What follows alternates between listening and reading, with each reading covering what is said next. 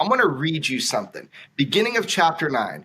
At the conclusion of a 2011 meeting in the Capitol building with a U.S. senator and an agency undersecretary, Lakatsky, the only one of the book's authors present, posed a question. But this is where it gets good.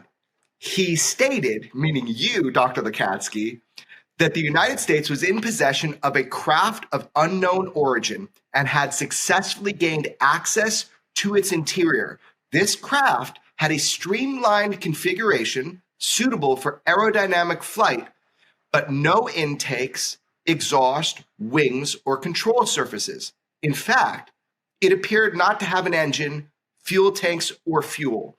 Now, there's a next part, which I'll read in a minute, but what this is you're officially allowed to tell us that the United States government has in its possession a craft of unknown origin, and you were able to access the inside. Is that correct? The wording that you read is correct. You're going beyond the wording. No, I'm not. I'm asking you, did that meeting happen? And is it true? And it's true. Yes.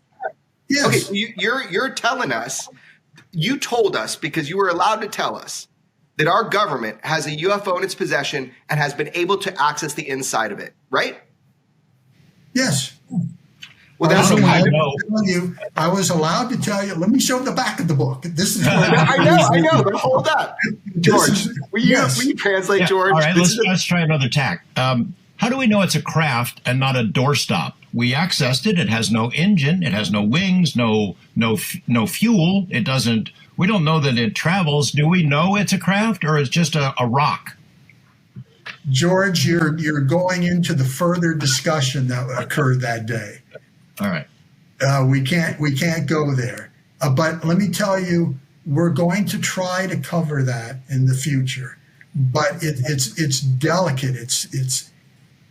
It makes why is it delicate? Described in here look primitive. Why is it delicate? Why is this topic that the United States government has a UFO in its possession and we've been reverse engineering it? You've admitted it. Why is it delicate? The details. I'm old school. I won't use the term adversary, competitor as the way we describe. We are surrounded, maybe not surrounded, but hopefully not so, by our enemies.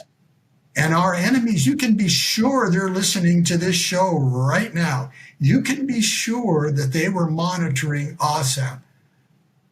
You can be sure that perhaps they had employees, hopefully not in GIA, but in the contractor part, that were giving out information.